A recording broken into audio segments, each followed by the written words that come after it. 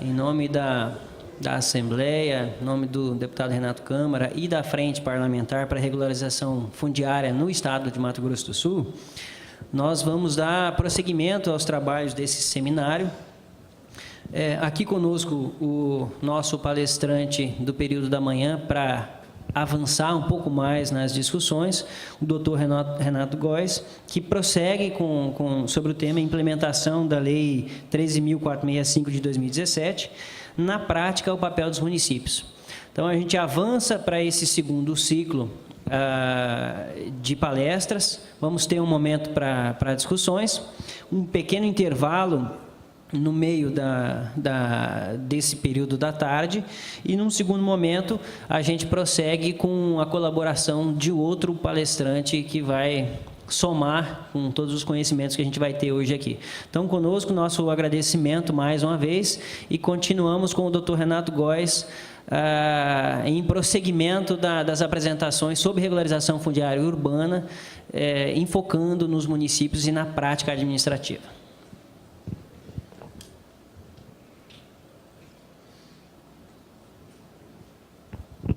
Bom, boa tarde, pessoal. Vamos continuar o nosso bate-papo, e agora talvez mais voltado efetivamente para dúvidas dos senhores. Então, eu já combinei com o doutor Murilo, eu vou tentar antecipar para permitir que a gente abra um debate aqui, um diálogo das eventuais dúvidas. Então, nesse primeiro momento, eu vou pular essa tela da qual eu parei pela manhã, de detalhar todos estes institutos jurídicos, que eu trouxe num primeiro momento, no sentido de demonstrar que a Lei Federal 13.465 é mais do que uma lei de regularização, é um Estatuto Fundiário Brasileiro. E elenquei todos os institutos lá regrados. Eu passo para o momento seguinte, ainda era uma parte da minha fala da manhã, mas eu acho que é importante eu trazer esse assunto. Por quê? Porque a ideia é que nós, gestores públicos, conseguimos enxergar a regularização fundiária, como eu disse, mais do que uma planta, um carimbo e um registro, e sim uma modificação na vida das pessoas, uma modificação no crescimento dos nossos municípios. Então, eu trago aqui os incisos que foram trazidos na Lei 13.465 com as finalidades da regularização fundiária, para que a gente comece a interpretar a regularização da maneira correta. E traz a Lei 13.465 que a regularização fundiária, e vamos utilizar a sigla muito bem escolhida pelo Ministério das Cidades, a REURB, ela tem a finalidade de assegurar a prestação de serviços públicos. Ela também tem a finalidade de melhorar as condições urbanísticas e ambientais. Aqueles que militam na área, que acompanhou toda a fase de discussão e implementação da medida provisória 759 e depois da conversão na Lei 13.465 e viram no dia a dia, nos noticiários, observaram muitas críticas dizendo: a Lei 13.465 só visa titulação. E não, de forma alguma. Por isso que eu trago as finalidades expressas na lei. O que visa a Lei 13.465? Melhorar as condições urbanísticas e ambientais. E é isso que eu vou demonstrar durante a tarde. Os legisladores da época não primaram exclusivamente pela titulação. Quiseram e trouxeram, sim, mecanismos de se titular, mas a finalidade não era exclusivamente dar título de propriedade. Também foi elencado como finalidade que a REURB passa necessariamente por uma adequação das unidades ao ordenamento territorial urbano, amplia o acesso à terra urbanizada à população de baixa renda, ou seja, apesar na nossa visão de regularização fundiária de interesse social e regularização fundiária de interesse específico, ser muito próxima à sua solução, nós sempre, é óbvio, vamos buscar atender os menos favorecidos, ou seja, os recursos públicos são sempre poucos. Então, vamos investir sempre na regularização fundiária de interesse social, mas não vamos deixar de ajudar a regularização fundiária de interesse específico também. Reconhecer direito real de propriedade. Eu bato muito nisso, né? A lei, assim como a 11.977, tinha por objetivo a titulação. Se nós recordarmos o conceito de legitimação fundiária da Lei 11.977, lá no artigo 46, ela falava em regularizar os núcleos e titular os seus ocupantes. A nova mantém isso também. Busca-se efetivamente a titulação, mas uma titulação muito voltada ao direito real de propriedade. Por isso foi criada a figura da legitimação fundiária, que vai ser tratada mais. E por que um direito real de propriedade? Porque é o direito real de propriedade que empodera o cidadão. É o direito real de propriedade que começa a incutir na cabeça do cidadão os direitos que ele tem, a possibilidade de cobrar dos seus gestores, políticos, vereadores, deputados, senadores e tudo mais, as melhorias para o seu bairro. A partir do momento que você dá uma matrícula e não uma escritura, você dá um título de propriedade nos moldes do Código Civil de 1916, devidamente registrado no cartório de imóveis, aquele cidadão começa a se sentir de fato dono. Até então, quando ele tinha um mero contrato de gaveta, ele, se passar o asfalto, passou. Eu não tenho nada. Isso em tese não é meu. A hora que ele tem uma matrícula, ele começa a entender que ele é dono daquilo. E aquilo, quanto mais valorizado, melhor para ele. Agora, eu quero doar para os meus filhos, estou ficando velho, quero transmitir. Como dono, como titular de uma matrícula, ele pode. Por isso a lei veio com a ideia do reconhecimento de direito real de propriedade. O doutor Evaldo, membro do Ministério Público aqui do Mato Grosso do Sul, deu um exemplo fantástico. A questão do mandado coletivo, de busca coletiva nas favelas do Rio de Janeiro. Não tem outra maneira, porque ninguém sabe quem mora, ninguém sabe quem é o dono da casa, quem é o proprietário daquele imóvel. A hora que você coloca o nome dentro do registro de imóveis daquela pessoa que de fato dono é, você começa a também não só reconhecer direitos dessa pessoa, mas a cobrar os seus deveres. Então, a hora que você registra uma matrícula de 1.000 metros quadrados, em nome meu, Renato, se eu dividir esses 1.000 metros, qualquer autoridade pública pode me achar e pode saber que eu sou o parcelador criminoso. Eu tenho que ser responsabilizado por aquela falha, por aquele crime, por aquele ilícito administrativo. Vejam a importância que tem uma matrícula imobiliária. Por outro lado, além da questão dos deveres para com o uso daquele solo, a hora que você reconhece a propriedade, você traz vários benefícios ao cidadão. Por exemplo, linhas de crédito para financiamento. Você começa a valorizar o imóvel, possibilitar que ele seja financiado para adquirir, para vender, para construir, para reformar. Nós não podemos esquecer que grande parte dos nossos loteamentos, eles têm imóveis destinados ao comércio, à indústria, à atividade religiosa, à prestação de serviços, e essas pessoas, elas necessitam de financiamentos para expandir os seus negócios. Enquanto não tiver a matrícula, como eu disse no período da manhã, ele não tem essa porta aberta. Ele precisa então do direito de propriedade reconhecido no único lugar que fala em propriedade, cartório de imóveis. Posse, segundo momento, se não tiver jeito de lidar com propriedade, a gente vai trabalhar com posse, como eu vou falar mais à frente. Outra finalidade, promover a integração social e a geração de emprego e renda. Isso é fato. A regularização, o conceito da lei desde 2009, é muito claro ao dizer que regularização fundiária é um conjunto de medidas jurídicas, urbanísticas, ambientais e sociais. Volto ao exemplo do Dr. Evaldo. A necessidade da regularização fundiária é também pela regularização social, integração social, emprego e renda. Eu tive um mestre chamado Fernando Fucaçawa. Ele é um promotor de justiça aposentado e ele foi secretário de habitação de São José do Rio Preto quando eu ingressei lá na condição de assessor dele. E ele falava, o parcelamento do solo pode ser clandestino, mas as pessoas que moram nesse parcelamento não são clandestinas. Então elas necessitam ser conhecidas, elas necessitam passar por um processo de inclusão social. Então, quando a gente fala em regularização fundiária, nos moldes da Lei 13.465, enquanto nós estamos lidando com planta, com pareceres jurídicos, com estudos ambientais, nós, gestores públicos dos municípios, precisamos também dedicar atenção àquelas pessoas. Como? Cadastro socioeconômico. Nós precisamos conhecer as demandas daquela população. Quantas crianças moram naquele bairro irregular? Quantos idosos necessitam de um transporte especial? As crianças têm creche? Têm escola? Como é que é o saneamento? Como é que é a questão de saúde pública para aquela população? Isso tudo é objeto de estudo de uma REURB.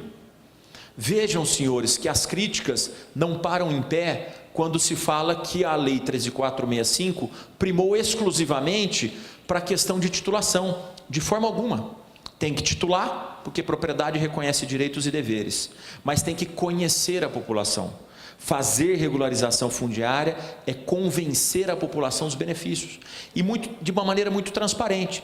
Muitos dos municípios não cobram, por exemplo, IPTU desses bairros irregulares. Eu, enquanto secretário de Habitação e Sociedade do Rio Preto, fazia reuniões públicas com a população dos bairros quase que semanalmente, no sentido de convencê-los a aceitar a regularização fundiária.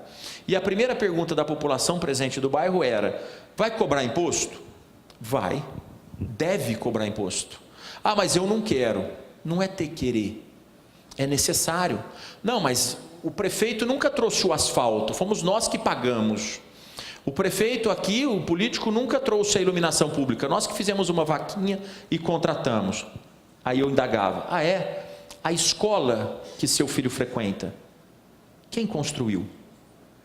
Quem pagou por ela? Foi a taxa da associação de moradores? Não. O asfalto que você usa para chegar até seu emprego, você trabalha dentro do bairro regular? Não, trabalha lá na cidade. E o asfalto, quem pagou? E a saúde pública? A hora que pega fogo, você liga o quê? Para o bombeiro. O carro de bombeiro é teu? Foi a associação de moradores que pagou? Não. Então todos têm que colaborar com a questão fiscal. E o papel do gestor público é ter esse tipo de linguajar. Não ter vergonha nenhuma de olhar no olho do morador e falar: vai ser tributado, sim. Todos pagam impostos.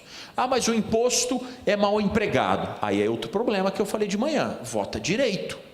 Se a pessoa que está lá como governante não está fazendo um emprego correto da verba pública, é porque você votou mal. Mas nós precisamos manter a máquina pública para que todos tenhamos condições de viver. Esse tipo de linguagem tem que ser muito clara e muito direta. Não façam uma regularização fundiária, como eu disse pela manhã, trancada no escritório. Não apresentem depois, só depois de registrado, aquela planta para os moradores. O correto é fazer a planta da regularização fundiária e ir lá no bairro.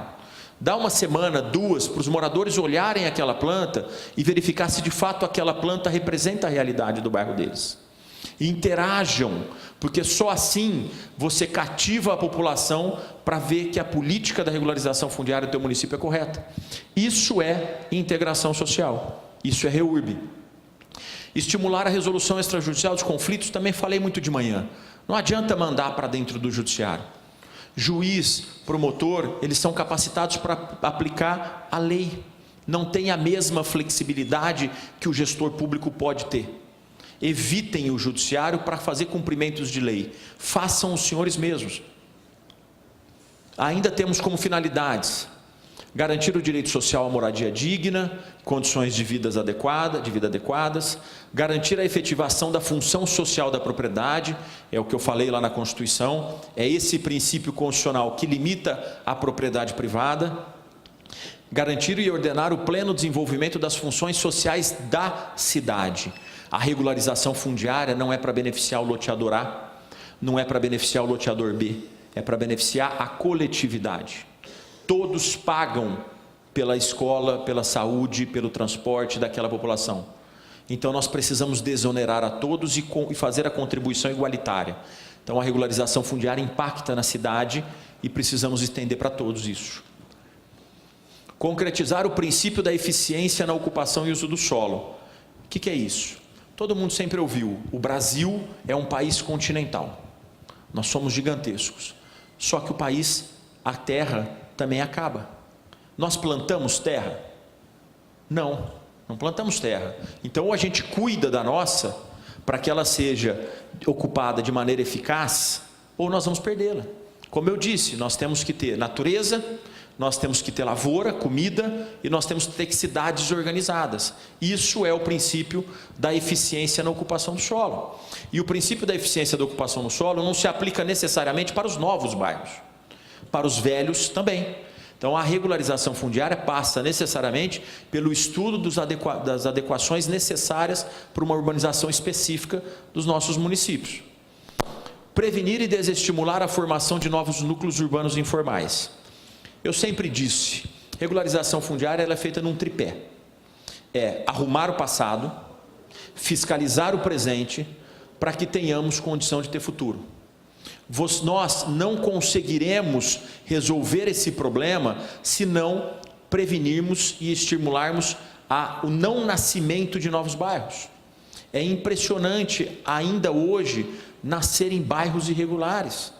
Todo mundo está sentindo na pele o problema que por exemplo, no Mato Grosso do Sul sentiu muito esses tempos agora por causa da chuva, as inundações. Mas nossas cidades todas nasceram antigamente às margens dos rios. Por quê? Porque não tinha esse modo de levar a água muito longe. Então as cidades nasceram, mas muitas das cidades sequer fizeram drenagens para captar água, para controlar as cheias dos rios e coisas parecidas. Vejam isso, senhores, nós precisamos parar de permitir o surgimento de bairros irregulares nos nossos municípios. Não tenha dúvida, não é fácil chegar num bairro, num lugar onde a pessoa está construindo a sua única casa, a sua única moradia, encostar o caminhão da prefeitura e falar, pode recolher tudo porque isso não tem alvará. Isso dói, mas dói mais a hora que tem 600 famílias ali, a hora que tem 10, 20, 30 crianças correndo no esgoto a céu aberto. A hora que essas crianças ficam doentes e quase morrem quando não morrem nos hospitais públicos. Isso dói muito mais do que apreender um tijolo e impedir que nasça um bairro irregular na sua cidade. Isso é prevenir. E você pode ter certeza, se o prefeito fizer isso 1, 2, 3 vezes e propagar que naquele município não sai mais bairro irregular, com toda certeza ninguém mais faz.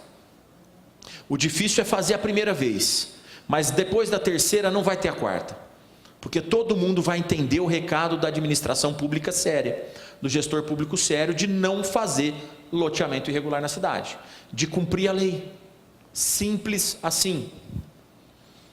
Pois bem, feita a citação dessas finalidades da lei, sempre voltando para essa demonstração de que REURB é muito mais do que planta, carimbo e cartório, nós vamos entrar efetivamente no conceito de REURB. Começa lá o que vocês ouviram muito, medidas jurídicas, urbanísticas, ambientais e sociais. Isso não é novidade da lei. A lei 11.977 já trazia essas mesmas condicionantes. Incorporação ao território, ao ordenamento territorial. Isso também não é novidade da lei 13.465. Isso também estava previsto na outra lei. Só que na outra lei falava assim, regularização fundiária é um conjunto de medidas jurídicas, urbanísticas, ambientais e sociais, com a finalidade de regularizar os assentamentos regulares. Ficava redundante. Regularização fundiária tem a finalidade de regularizar. O que nós fizemos? Substituímos a palavra regularizar por incorporar. O conceito é muito parecido.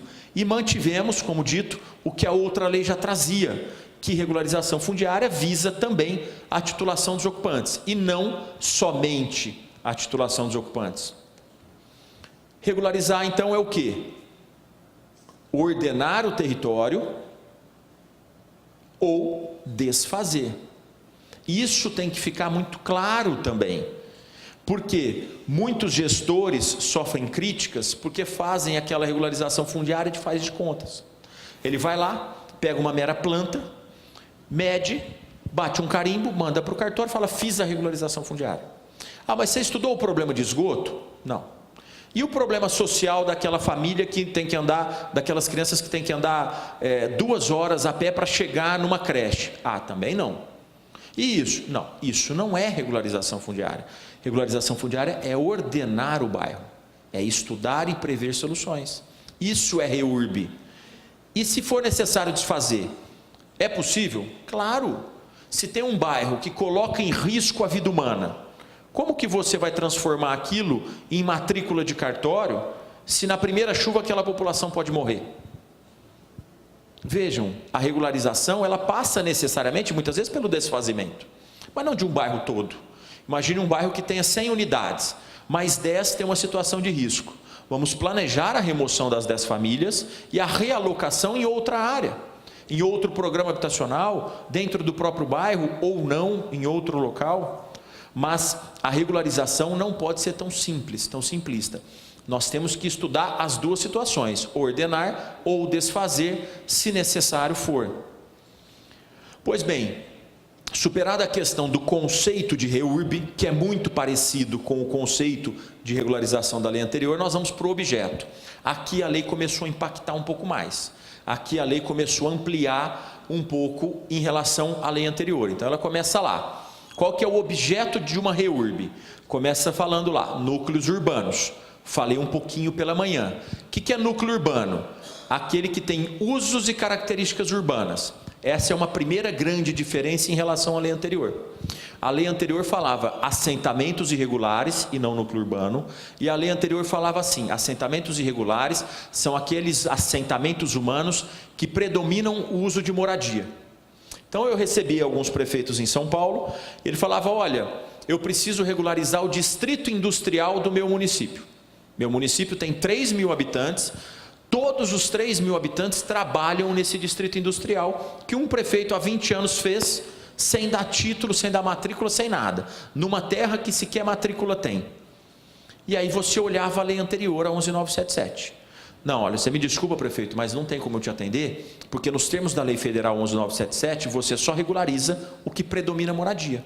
Como o seu distrito industrial é 100%, 90% indústria, não tem nada que fazer. Falou, não, mas como aí? Espera aí, as empresas vão fechar. E os 3.000 habitantes do meu município vão perder emprego. A minha cidade deixa de existir. Paciência, não tem o que se fazer. Por isso, mudamos o conceito do objeto da regularização fundiária. Usos e características urbanas. Então, um distrito industrial pode ser regularizado com a flexibilização da REURB? Pode. A moradia, o lazer, o comércio? Pode. Aí o pessoal, poxa, mas isso é um absurdo. Você está incentivando as chácaras de lazer, os condomínios de rancho, incentiva a ilegalidade quando não se combate e não se regulariza ela. Isso é um incentivo. Deixar a pessoa fazer e não correr atrás de quem fez, e não regularizar, e não fiscalizar, isso que é um incentivo.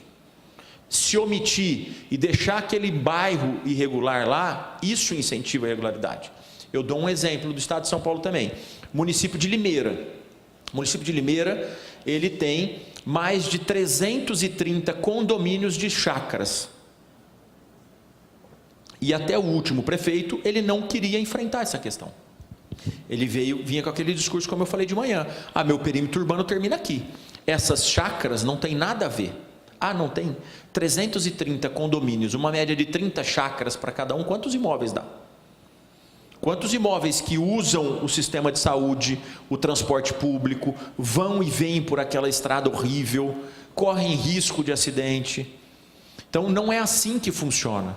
Se você deixou, você poder público, não é o prefeito A, o prefeito B, o prefeito C. Você poder público municipal, você poder público estadual, você poder público federal. Todos têm a sua parcela de responsabilidade.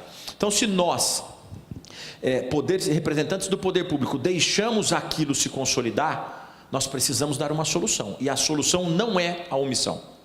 Não é a omissão. Então, aquela chácara de recreio, eu só tenho dois caminhos. Ou eu ordeno, eu arrumo, ou eu removo. Então, o que eu falei para o prefeito de Limeira? O senhor vai remover 330 condomínios? Claro que não. Então, vamos regularizar. Mas o que pode fazer? Nós podemos criar uma lei regrando e criando alguma coisa turística para a tua cidade. Vamos tirar proveito, vamos desenvolver o uso dessas chácaras. Limeira é uma região montanhosa, é uma região bonita, por isso até que tem tanto condomínio de chácaras. Então ele está estudando um projeto de lei nesse sentido. Trazer para a regularidade é combater o nascimento de novos irregulares. Por isso que o conceito de núcleo urbano foi ampliado. Tudo que for uso e características urbanas pode ser objeto de regularização. Mas não é qualquer núcleo urbano que é objeto, é o informal. O que é um núcleo urbano informal? O clandestino. O clandestino é aquele que nasce sem o conhecimento do poder público. Sem o conhecimento entre aspas, porque todo mundo sabe que o bairro está nascendo.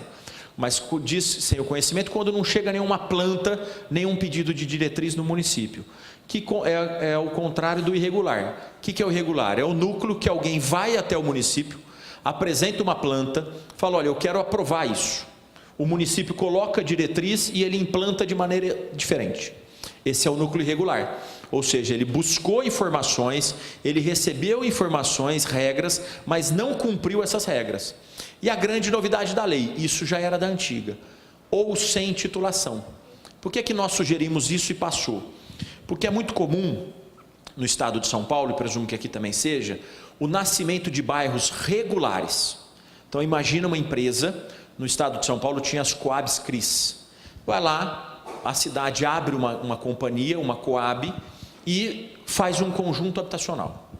Esse conjunto habitacional, em regra, é vendido em 150, 200 parcelas. A pessoa vai pagando. No meio do caminho, essa Coab é extinta.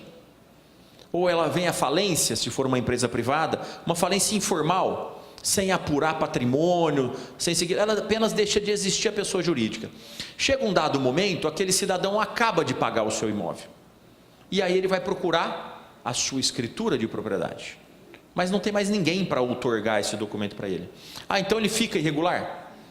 Ele vai passar isso por contrato de gaveta? Não. Nós colocamos na lei que isso também caracteriza núcleo urbano informal. Então pode-se aplicar a REURB para fins apenas de titular aquele morador de um bairro que nasceu regular.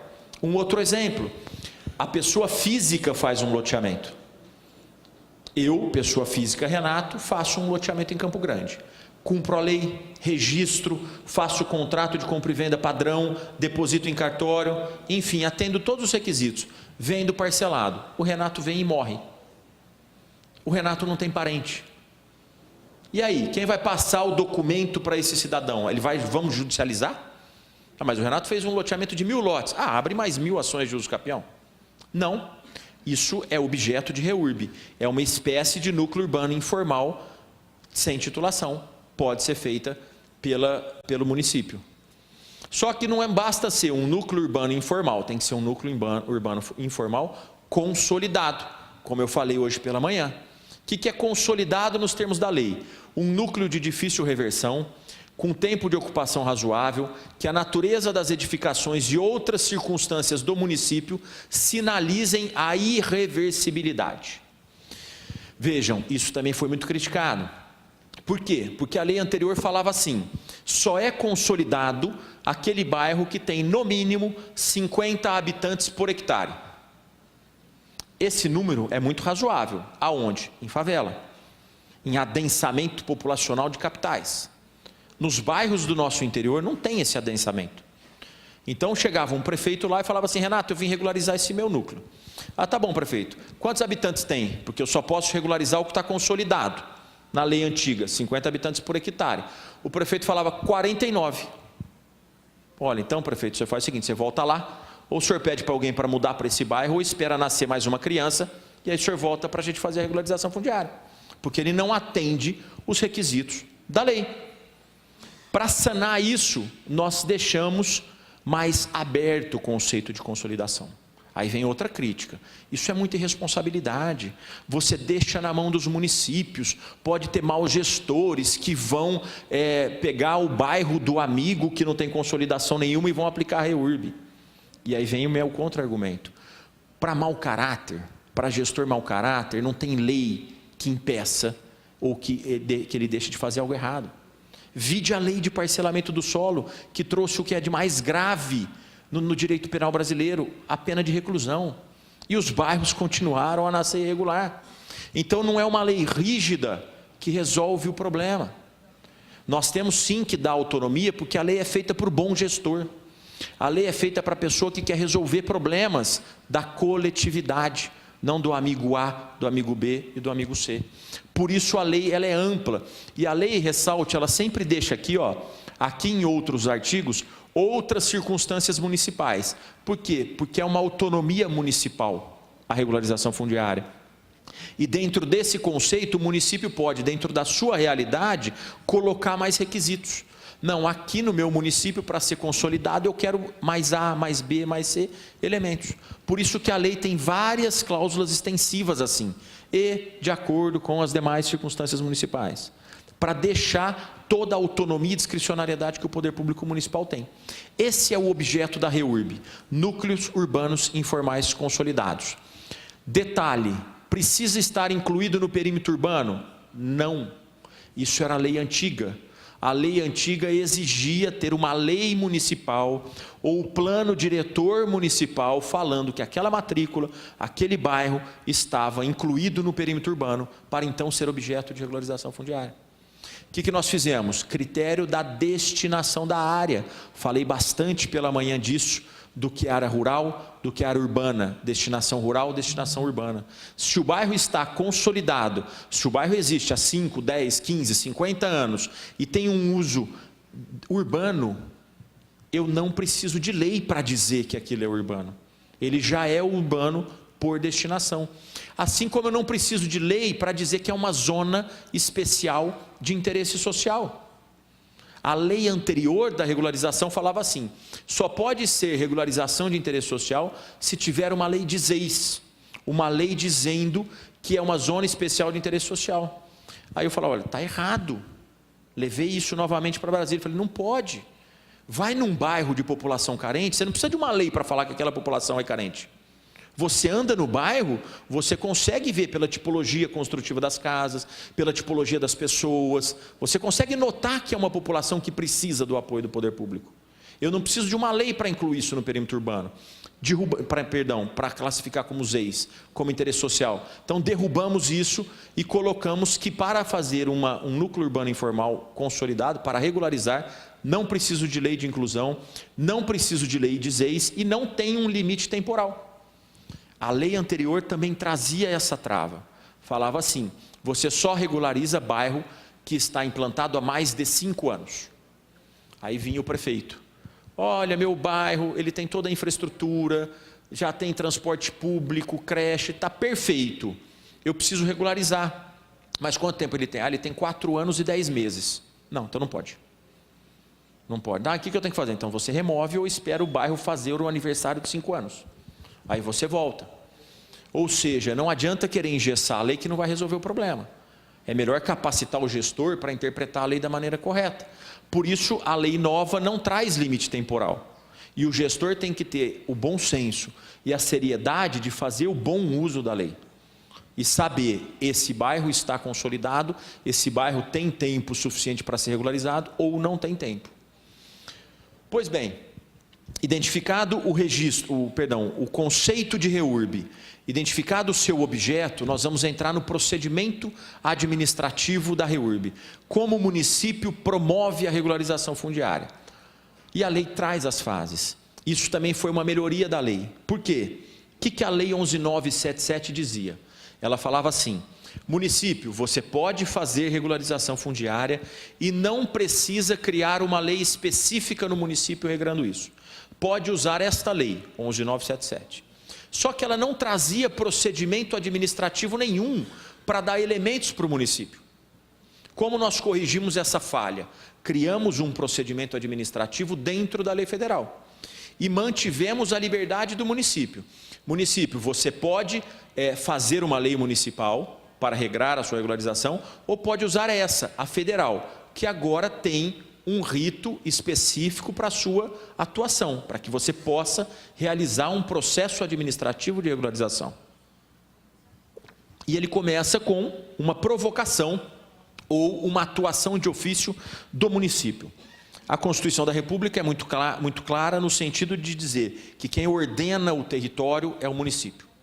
Então, o município, em tese, ele não precisa ser provocado para fazer regularização fundiária. Ele é o principal agente promotor da regularização fundiária.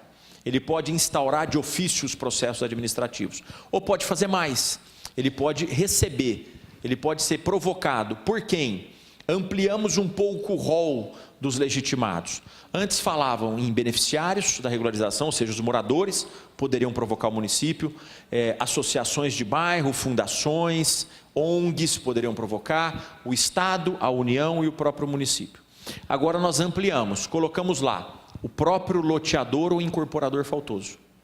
Ele é um legitimado a iniciar a regularização fundiária.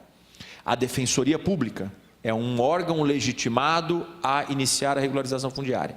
E o próprio Ministério Público também é um outro legitimado. Aí vem a crítica.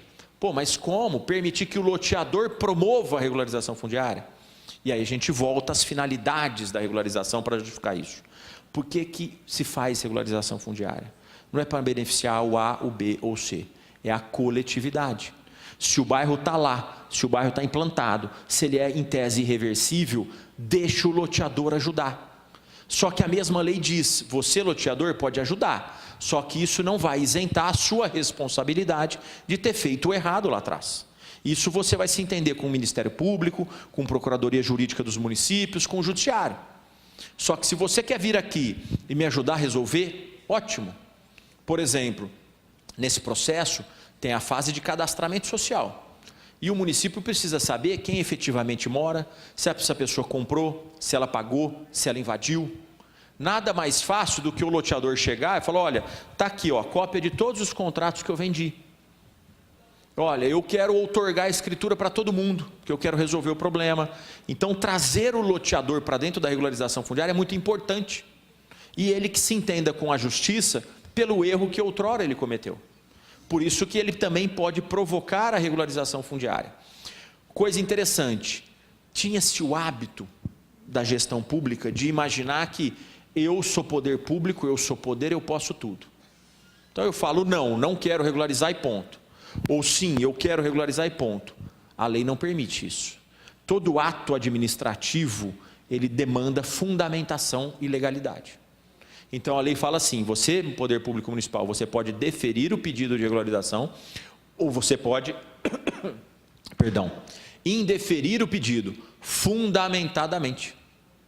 O seu pedido de sim, a sua resposta de sim ou de não, tem que ter fundamento legal. E a lei fala mais, se você falar que não cabe a regularização, você vai ter que apontar soluções para aquilo lá. Então, se o município fala, não cabe porque aqui eu não quero, então vai promover a remoção. Se você acha que não tem como arrumar, você tem que arrancar. Ou seja, o ato administrativo é muito claro, muito fundamentado. Não simplesmente gavete, não simplesmente fale não ou sim, fundamente e dê prosseguimento. A lei trouxe, e aí é aquilo que eu comentei com o deputado que me questionou a respeito das vírgulas, dos verbos. Como eu disse, o projeto foi muito bem pensado, mas nem tudo que a gente sugeriu ou achou que foi bem pensado foi aprovado ou foi levado à votação. E num dado momento apareceu isso aqui, lá no projeto de lei, lá nas discussões nas madrugadas do Senado, apareceu lá um prazo de 180 dias. 180 dias para quê? É um prazo legal, para o município classificar e analisar o requerimento. Poxa, mas 6 meses para o município falar se concorda ou discorda? Infelizmente a lei trouxe isso. E o pior disso, fala assim, se você não cumprir o prazo, você município, você não cumprir esse prazo, a regularização fundiária vai ter andamento automático. Aí você fala, olha que pérola da lei, né? Põe um prazo de 6 meses para analisar um requerimento e diz que se você não cumprir, a sua punição, gestor público, é fazer o processo andar automaticamente. Aí eu fico imaginando, você já imaginou o processo daqui? Vai pular da minha mesa, vai lá na mesa da habitação, vai na mesa da finanças, é um processo fantasma. São pérolas da lei, mas está lá, tem um prazo dizendo que o andamento é automático para o município classificar. Pois bem, o município acatou o requerimento. Ele falou, eu vou andar com a regularização fundiária. Eu concordo que eu preciso estudar, aprofundar a regularização fundiária. O que ele faz? Apaguei. Eu tenho visto que tem pessoal batendo foto e tudo mais, não se preocupa porque isso vai disponibilizar no site da Assembleia, da Frente, isso é público, não tem problema algum, tá? Não precisa acabar com a memória do celular e batendo item a item, porque é longo. Isso está no meu site, que eu também já coloquei lá, posso disponibilizar no Facebook, não tem problema. Pois bem, iniciamos um processo administrativo. O que vem? Primeiro nós temos que identificar a base tabular, a tábula, a matrícula, da onde esse loteamento surgiu. Tem matrícula no cartório ou não tem matrícula no cartório? Ah, mas meu cartório é novo, ele tem 10 anos e o bairro tem 20. Então o município vai buscar na circunscrição imobiliária anterior. Mas a outra tem 15 anos, não tem 20. Vai na outra, até tentar identificar. Complexo isso, né? Também achei que a lei errou nesse ponto. Vamos chegar lá. Eu achei complexo nesse ponto. Por quê? Porque ninguém melhor que o registro de imóveis para interpretar a matrícula. Você jogar isso na mão do gestor público municipal é dificultar ou induzir todo um processo de regularização ao erro, ao vício. Isso, na minha defesa no Senado, era que ficasse dentro do registro de imóveis. Só que a tese que prevaleceu é que isso empoderava o município. Defendia a tese do municipalista, que o município é mais forte, porque ele vai ter autonomia. Eu acho que complicou um pouco. E aí nós conseguimos corrigir. A principal atribuição é do município de fazer essa busca. Só que ele pode, se considerar que não tem condições, requerer ao cartório que assim o faça. Então ele pode delegar a busca e as notificações, edital e tudo mais para o cartório. Tá? Mas num primeiro momento ele começa assim. Chegou um requerimento, chegou uma foto do Google, alguma coisa, ele delimitou mais ou menos, ele começa na circunscrição imobiliária dele. Ó, tem matrícula para isso? Faça uma busca no indicador pessoal, indicador real e tenta ir levantando. Ah, achei 1, 2, 50, 100 matrículas. Tá bom. Todo mundo que localizou, todo mundo localizado dentro da matrícula vai ser notificado. Nossa, que trabalhão, mas é essencial. Por que é essencial? Porque o final da REURB transfere propriedade. E você não pode tirar a propriedade de uma pessoa sem que ela pelo menos tenha conhecimento do que está acontecendo no imóvel. Então, se eu achar 50 matrículas na minha busca registral, eu vou notificar 50 proprietários. Ah, mas como é que funciona essa notificação? É uma notificação complexa? Eu tenho que encaminhar plantas, memoriais descritivos? Não. Nós copiamos um item das normas de serviço da Corregedoria de São Paulo, que nós construímos lá, nós levamos para a lei federal. Como funciona? É uma notificação simplificada. É um ofício da prefeitura dizendo assim, mesmo que se essa notificação for feita pelo registro de imóveis, também é simplificada. Seja feita pelo município, seja pelo registro de imóveis, ela tem que ser da maneira simplificada. Então é um ofício ou do cartório ou do município falando assim, senhor Renato, estamos promovendo a regularização do bairro Jardim Alvorada. Em esse bairro, constatamos a existência de uma matrícula em tese de sua propriedade, número tal. Assim, convido-o a comparecer à prefeitura ou ao cartório para tomar conhecimento do processo de regularização fundiária e se opor ou não a ele, ciente de que a sua não oposição fará com que seu imóvel seja, em tese, transferido de propriedade. Uma folha, manda para onde? Manda para o endereço constante da matrícula. Isso está na lei. Ou seja, é muito usual, não sei nos cartórios de imóveis do Mato Grosso do Sul, mas de São Paulo, o cartório, por exemplo, quando você vai fazer uma retificação diária, uma retificação de registro, perdão, devolver e falar, eu quero o endereço atualizado do dono da matrícula. Não é isso. A lei é clara. Notifica-se no endereço constante da matrícula. Ah, mas eu sei que a pessoa não mora lá. Por isso que tem o edital. Então, pessoa, a hora que você manda a notificação, volta o AR, ou volta a ter o funcionário público certificando que não encontrou ninguém, você vai publicar edital. Chegou lá que a pessoa é desconhecida, que o endereço não existe, ou que ela se recusou a receber, edital. Então, nós temos 2 momentos dessa publicidade, dessa tentativa de notificação. No endereço constante da matrícula, nossa, 2h30 já. Como passa rápido o tempo no Mato Grosso do Sul, né? Vamos lá. E tem essa busca registral dentro da fase. Feita essa fase de busca registral, de notificações, nós vamos entrar na fase do plano de regularização. E eu vou explicar na próxima tela onde eu detalho, onde são feitos todos os estudos, projetos, assembleias com a população, reuniões, cadastros, enfim, é aqui que a gente começa a enfrentar os problemas daquele bairro. E enfrentar na medida de estudar. Ninguém está falando e vai falar que você tem que instalar uma rede de água perfeita igual de um loteamento novo. Que você tem que fazer um sistema de coleta de esgoto, de drenagem, de asfalto, de iluminação pública igual ao loteamento novo. Não é isso. Mas você tem que identificar todos os problemas do seu bairro e prever solução para todos os problemas do seu bairro nesse planejamento da regularização fundiária. No final tem uma decisão. O que a lei traz, novamente, publicidade dos atos administrativos. Regularização fundiária não se faz a portas fechadas. Não se faz dentro de um gabinete. Se eu decidir aprovar a regularização, a lei manda ampla publicidade. Vai para o Diário Oficial, publica, põe na rádio, divulga. Divulga porque isso é irreversível. Você vai mandar para o cartório vai abrir matrícula, vai transferir propriedade, esse imóvel vai entrar em circulação automática, ou seja, divulguem a decisão da regularização fundiária. E a CRF eu vou explicar na próxima fase. Mas durante esse processo todo de regularização aqui, no planejamento, nós vamos passar por uma fase de classificação das espécies de regularização fundiária, que eu já falei antes, né? REURB-S, interesse social, REURB-E, interesse específico. Social, a lei é muito clara, predomínio de baixa renda. Mas o que é baixa renda? Cada município classifica o seu. Porque a lei federal jamais poderia, e assim não o fez, apesar do estimado decreto, esperado decreto, está trazendo isso de maneira, a meu sentir, equivocada, a lei não pode falar o que é baixa renda em Campo Grande, uma lei federal. A mesma baixa renda em Dourados, em Fernandópolis, em Magda, em Santa Fé do Sul, em São Paulo. Cada município tem a sua particularidade. Ah, mas você deixa muita discricionariedade para o município. O município é um ente federativo igual à União. A União não é a mãe do município.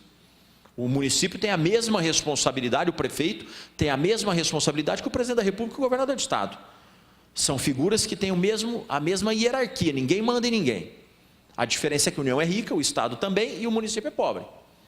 Mas as responsabilidades são as mesmas. Então, quem classifica, quem fala o que é baixa renda, é o município. O que eu recomendo? Que não seja uma classificação exclusivamente na questão pecuniária. Isso é muito ruim. Vou dar um exemplo. 3 salários mínimos para mim é pouco? É pobre ou não é? Depende da composição familiar. O Renato solteiro está ótimo. E o Renato com 5 filhos? Que é a minha situação. Como é que 3 salários eu sustento? Não sustento. Então imagina a situação de classificar a baixa renda exclusivamente pela questão da renda. Não é essa a ideia. A ideia é, esse é meu núcleo urbano informal. Como eu estou fazendo planta, estudo ambiental, eu vou cadastrar a população, eu vou conhecer a população, eu vou olhar para o todo e vou ver, tem muita criança. Não, não tem muita não, tem muito idoso, gasta muito remédio, problema de acessibilidade, pô, então 3 salários mínimos para o idoso não dá. Não, tem muito casal jovem, sem filhos, 3 salários mínimos para casal jovem é legal, não é baixa renda. Ou seja, você tem que conhecer a população do núcleo urbano para falar se ele tem condições de ser social ou não. A localização do bairro. Todo mundo ganha 6 salários mínimos, tá, mas está a 50 quilômetros da cidade. Todo mundo gasta 1 salário mínimo pagando transporte, porque não tem transporte público. Isso é classificar um bairro.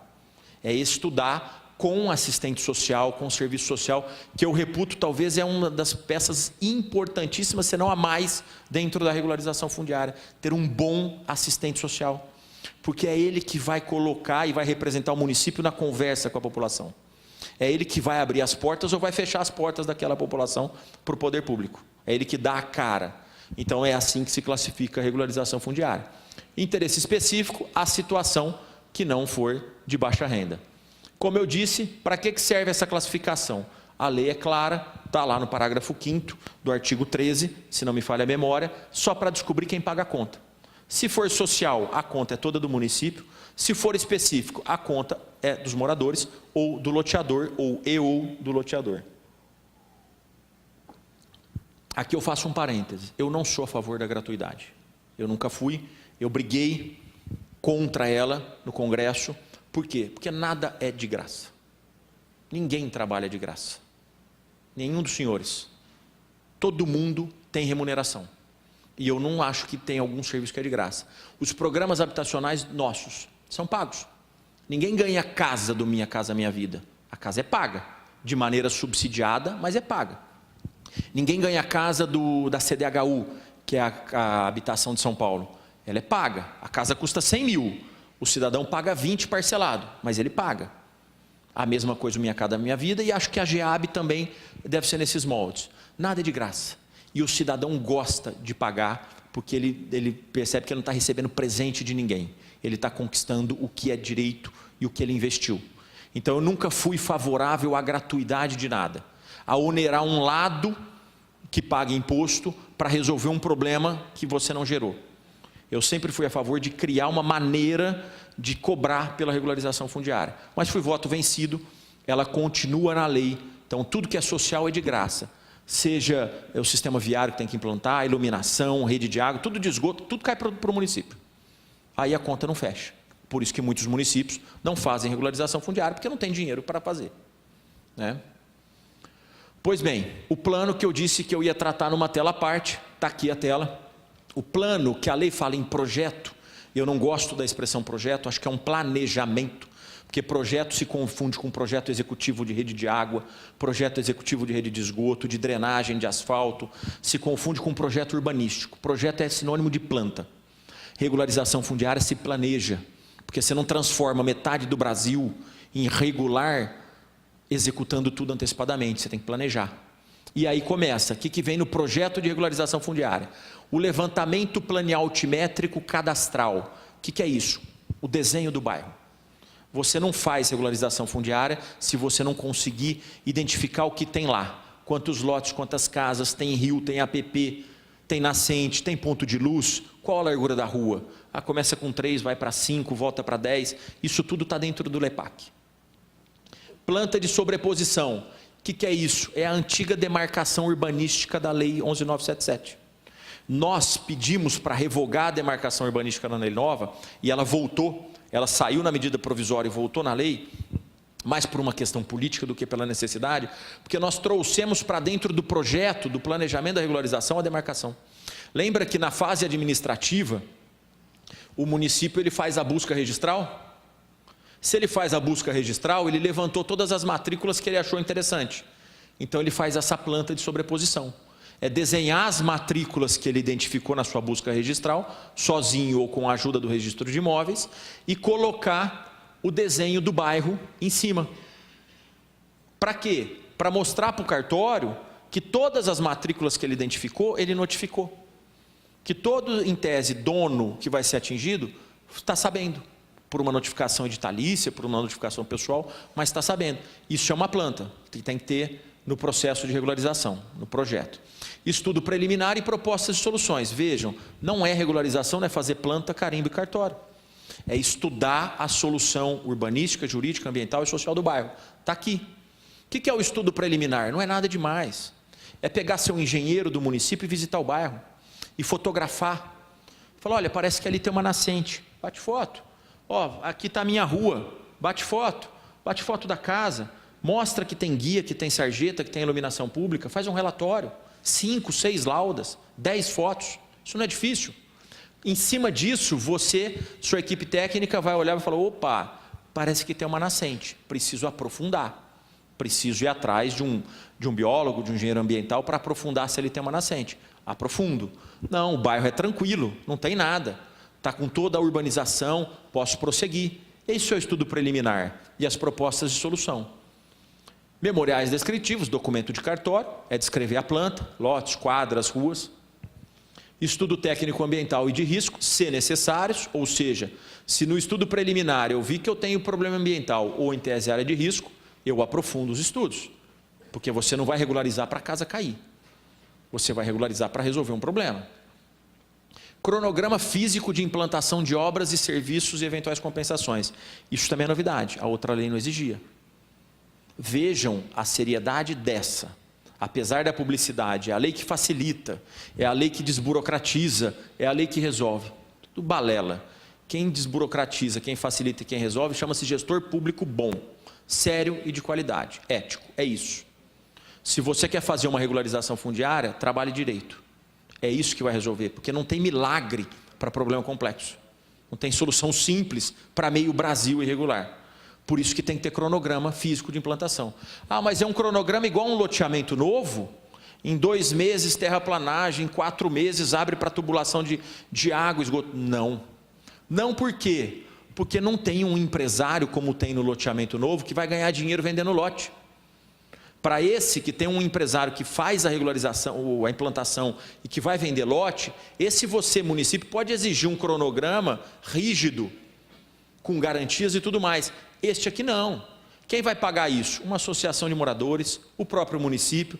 Então é um cronograma mais flexível, tipo, no meu orçamento de 2018 eu vou buscar recurso para pagar os projetos executivos. No meu de 2019 eu vou instalar a fossa séptica. não é em 2 meses, em 5 meses, mas é prever num cronograma factível, realizável, a solução para os problemas identificados. Termo de compromisso. Se tem alguém requerendo a regularização, um loteador, um agente promotor diferente, uma associação, e ele assumir compromisso, aquela população vai ter um termo de compromisso. Vejam, REURB não é só planta, carimbo e cartório. REURB tem estudo, REURB tem planejamento, REURB tem cronograma e REURB tem termo de compromisso, tem responsabilidade. Aí sim nós vamos chegar no projeto urbanístico. Tudo isso aqui é planejamento. O projeto urbanístico é a planta que nós vamos registrar em cartório. Vai ter as áreas ocupadas, o sistema viário, unidades imobiliárias existentes ou projetadas, unidades imobiliárias detalhadas. Qual caso? Conjunto habitacional. Se eu estou ali trazendo uma instituição de condomínio, você não vai só fazer uma planta do solo. Você precisa trazer planta das unidades imobiliárias de uma forma mais detalhada, se quiser regularizar um conjunto habitacional. Quadras, lotes, frações ideais, essa situação quando já tem uma matrícula com vários donos registrados. Você pode, no projeto urbanístico, fazer aquela comparação. O município já levantou, já localizou todo mundo, ele falou, olha, aquele titular do R13 da matrícula 1000 é o proprietário do lote 10. O do R14 é o proprietário do lote 7. O do R15 é o proprietário do lote 18. Isso é vincular a fração ideal à planta. Logradouros, espaços públicos, tal, eventuais áreas usucapidas. Isso foi uma discussão muito grande. Usucapião não é forma de regularização fundiária. Usucapião é forma de regularização dominial. É título em cartório e regularização fundiária plena, prevista na Lei 2009 e repisada na Lei de 13465, não se faz com mero título de propriedade. Se faz com estudos fundiários, urbanísticos, ambientais, jurídicos e sociais. Então, conseguir um mandado judicial e levar ao cartório, você não fez regularização fundiária. Você apenas abriu uma matrícula perdida no nada. Regularização fundiária se faz de um bairro. Então, você pega um mandado e fala, a propriedade é do Renato. Tá bom, qual que é o lote do Renato? Eu não sei, não tem bairro. É o 1, o 5, o 10? Não tem planta do bairro. A planta nasce na REURB, não nasce no mandado judicial. O mandado judicial reconhece uma propriedade. Então, aquele lote que foi objeto de usucapião, ele vai estar inserido dentro da planta de regularização fundiária, ele não vai ser excluído. Nós temos que mantê-lo lá, porque aí sim vai saber, olha, o lote do Renato, cuja propriedade ele adquiriu por uma ação judicial de usucapião, é o lote 5, porque ele está do lado do 6 e do lado do 4. Ele está de frente para a rua projetada 2, para a rua Silva, coisa do tipo. Então, não se exclui áreas usucapidas dos projetos de regularização, mantém-se. Também está dentro do projeto eventuais medidas de adequação, de desconformidade, ou seja, tudo que for possível você colocar e planejar a solução, é este o momento. Repito, que não vai ser executado imediatamente, mas se vale a pena fazer de uma maneira bem feita. Obras de infraestrutura, lá de novo, outros requisitos municipais. Isso aqui é o que a lei dá de norma geral. Se o município, no seu projeto urbanístico, quiser acrescer outros requisitos, ele tem total permissão legal e constitucional para fazer. Exigências urbanísticas. Nesse planejamento, como o município trata? Foi a pergunta do deputado pela manhã. O município deverá definir parâmetros urbanísticos e também ambientais específicos para cada núcleo. Cuidado ao fazerem leis de regularização fundiária nos seus municípios. Muito gestor entende assim, é fácil, teve uma lei nova, eu vou lá, copio alguns artigos e faço uma lei. Aí ele põe na lei dele, por exemplo, que as ruas do município da regularização tem que ter 10 metros. Aí você está regularizando um bairro de 1000 famílias, a última rua, o último canto tem 9 metros, não tem 10. Ixi, para a regularização dele. Aí você coloca na lei municipal que nem vai permitir lote na sua regularização menor do que 100 metros quadrados. Faz uma lei, lança um programa municipal de regularização fundiária com um lote de 100 metros quadrados. Aí você está lá fazendo uma regularização de um bairro teu, de 1000 famílias, tem um lote de 99 metros quadrados. Ixi, para a regularização do bairro.